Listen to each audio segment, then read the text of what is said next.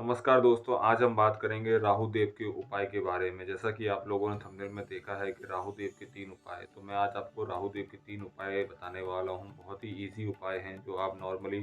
Life में कर सकते हैं, बिना कोई दिक्कत के वगैरह आप ये तीनों के तीनों उपाय कर सकते हैं। राहु देव के बारे में अगर हम बात करें तो राहु देव जो हैं, कुंडली में अगर सही बैठे हों तो इंसान को 0 से लेके 100 तक पहुँचा सकते हैं और अगर खराब बैठे हों तो 100 से 0 भी ला सकते हैं।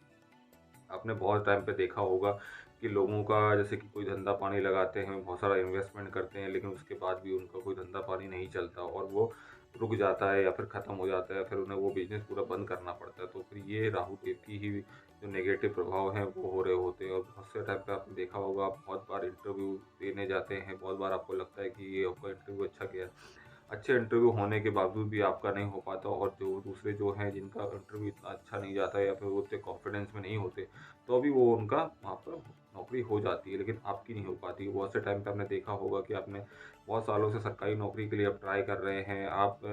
दूसरे बच्चों से ज़्यादा आप टैलेंटेड हैं, लेकिन तब भी आपका उसमें नहीं हो पाता। तो फिर ये सब जो है राहु देव की ही कुंडली में नेगेटिव एनर्जीज़ हैं जो आपको आपके जीवन में सक्सेस नहीं होने देती। बहुत सारी जो परेशानियाँ हैं वो राहु देव के कारण ही होती है, क्योंकि जब राहु देव होते हैं तो राहु देव हमेशा कुछ ना कुछ तो उल्टा-सीधा करेंगे ही। बिना उल्टा-सीधा रहे राहु देव कर ही नहीं सकते। इसलिए राहु देव तो उल्टा-सीधा कुछ ना कुछ तो आपकी कुंडली में करेंगे, भले चाहे जितना बैठे हों।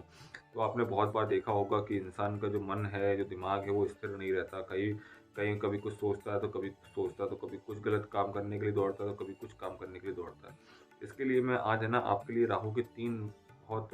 सादा और सिंपल और महा उपाय लेकर आया हूँ, जिससे कि आप अपने ये अपनी लाइफ में अगर करेंगे तो आपका जो राहु है वो दिन पे दिन 110% सही होगा। तो पहला उपाय की अगर हम बात करें तो पहला उपाय आपका ये है कि आपको है ना सबसे पहले अगर आपके सोसाइटी में, आपकी सोसाइटी के बाहर या फिर नगर पालिका आप जहाँ भी देखते हैं, जहाँ भी रहते हो, वहाँ पर जो आपको सरकारी जो वो लगेंगे, सरकारी जो झाड़ू मारते हैं, जो कर्मचारी है ना, जो कि कचरा-वचड़ा साफ करते हैं, रोडों पे कचरा साफ करते हैं, रोडों पे झाड़ू लगाते हैं, सोसाइटियों में झाड़ू लगाते हैं या फिर आपके घर में भी अगर कोई काम वाला आता है या फिर कोई लेडीज़ काम वाली आती है या फिर घर अगर सोसाइटी के बाहर आपको कोई भी लगे, सरकारी वाला लगे या फिर कोई भी प्राइवेट वाला लगे, तो आप उसको कुछ ना कुछ ज़रूर खाने को दें। ख़ासकर उसको अगर आप 4 लड्डू दे पाएँ, 3 लड्डू दे पाएँ तो बहुत अच्छा है और साथ में कुछ उसको पैसे दे पाएँ तो बहुत ही अच्छा है। और अगर जो सरकारी नौकरी चाहता है और जो सरकारी नौकरी के लिए बहुत बार ट्राई कर चुका है लेकिन उसका सरकारी नौकरी नहीं लग पा रही है, तो जो आपने देखे होंगे गवर्नमेंट जो सफाई कर्मचारी होते हैं, जो गवर्नमेंट की तरफ से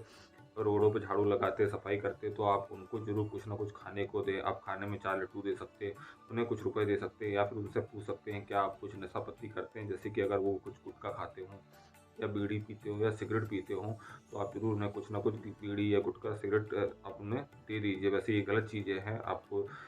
मैं उनको आगे या प्रोत्साहित नहीं कर रहा हूँ, लेकिन तब भी अगर वो करते ही हैं, गुटखा खाते, तम्बाकू खाते, तो आप उन्हें थोड़ा-सा दे सकते हैं। नहीं तो इससे अच्छा ये भी रहेगा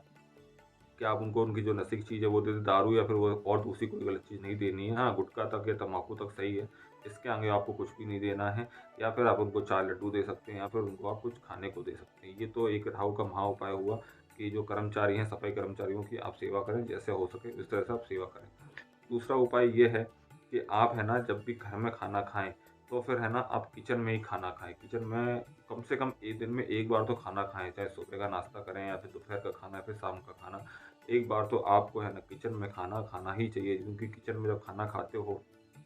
तो किचन जो पूरा जो किचन की एनर्जी होती है वो मंगल की होती है और मंगल ही कुंडली में है जो राहु देव को कंट्रोल कर सकते हैं। इसलिए आप दिन में एक बार ज़रूर किचन में खाना ज़रूर खाएँ, जिससे कि आपका राहु देव कंट्रोल में हो जाए। एंड देन तीसरा ये उपाय है कि जब आप है ना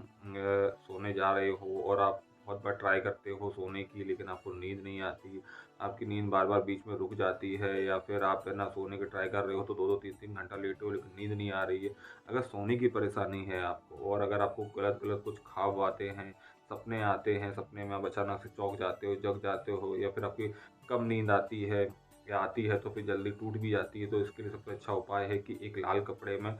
कपड़ा लें, उसको चौकोर काटें, उसको एक झपला सा छोटा-सा बैग बनाएँ, इतना छोटा-सा रहेगा बैग, अ, काट के सिल दें उसको 3 साइड से सिलने के बाद उसके अंदर 2 मुट्ठी सौंफ भर दें। सौंफ भरने के बाद जो चौथा मुँह जो खुला हुआ है उसको भी सिल दें। फिर उस सौंफ की जो लाल पोटली में जो आपने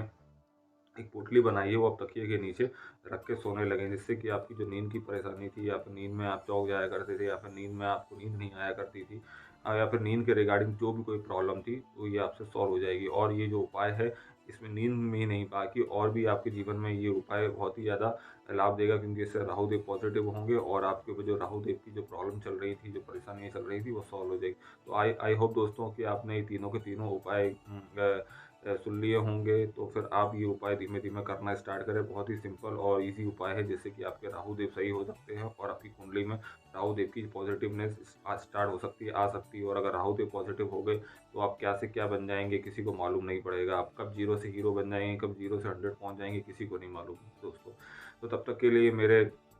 चैनल को सब्सक्राइब करें, लाइक करें, शेयर करें दोस्तों। मैं और भी ऐसे ही राहु देव, केतु देव और दूसरे ग्रहों के ऊपर रेमेडीज़ लेके आऊँगा। जब तक के लिए मेरे चैनल को सब्सक्राइब करें दोस्तों। जय श्री श्याम दोस्तों।